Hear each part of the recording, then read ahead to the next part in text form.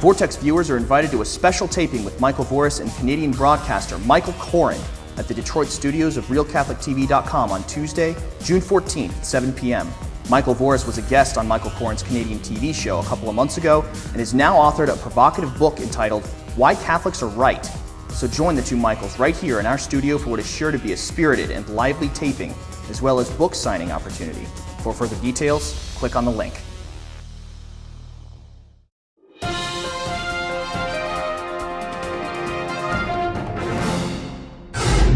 Hello and welcome to today's edition of Catholic News Roundup. I'm Matthew McAuliffe. Before we get into today's news, just a quick reminder that we now have a resource page attached to RealCatholicTV.com containing additional news stories and other resources from our stories right here, as well as commentary on current events and Catholic culture happening all around the world. To check it out, go to realcatholictv.blogspot.com by clicking on the link right next to the video screen. And now for today's news. Obama attacks states' rights.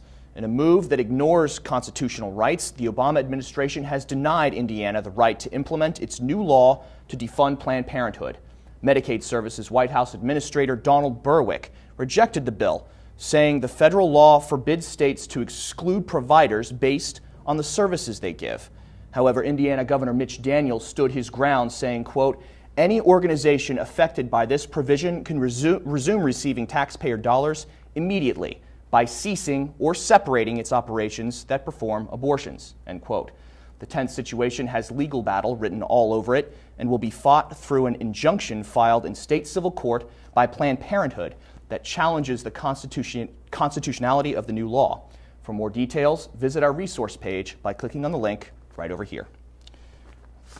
Obama's counterfeit Catholic, Cafeteria Catholic Doug Kamek, has come to heel for the Obama administration once again, saying he will almost certainly endorse him in the 2012 presidential election.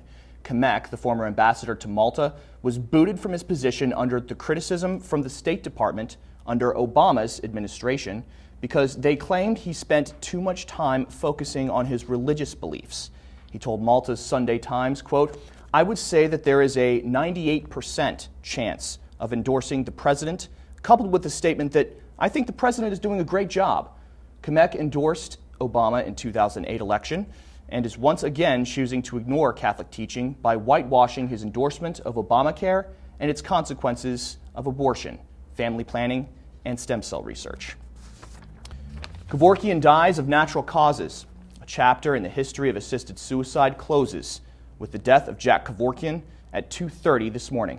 According to the Associated Press, Kevorkian, well known for his activities in the area of assisted suicide, died of natural causes at William Beaumont Hospital in Royal Oak, Michigan, after being diagnosed last month with pneumonia and kidney problems.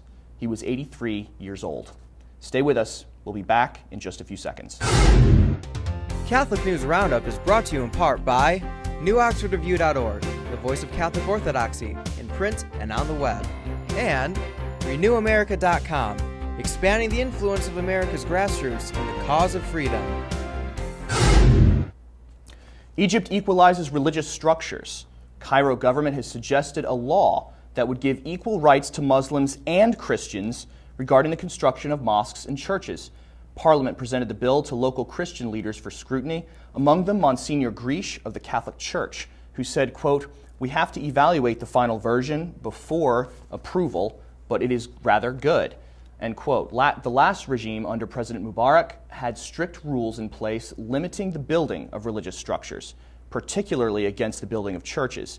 The law, which should be implemented by the end of June, would even prevent the government and law officials from stopping the construction of churches for no reason at all, a luxury unheard of in recent years.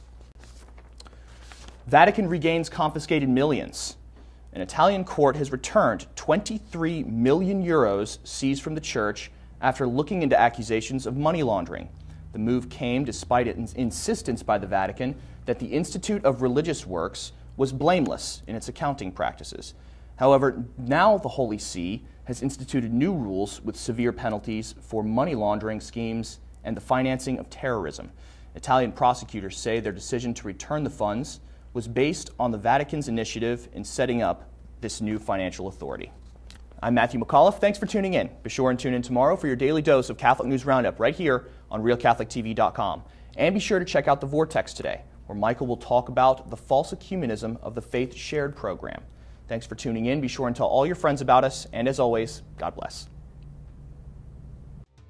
Catholic News Roundup is brought to you in part by PewSitter.com, your online Catholic newspaper for the third millennium. CatholicMediaCoalition.org, in line with the Church, online with the world.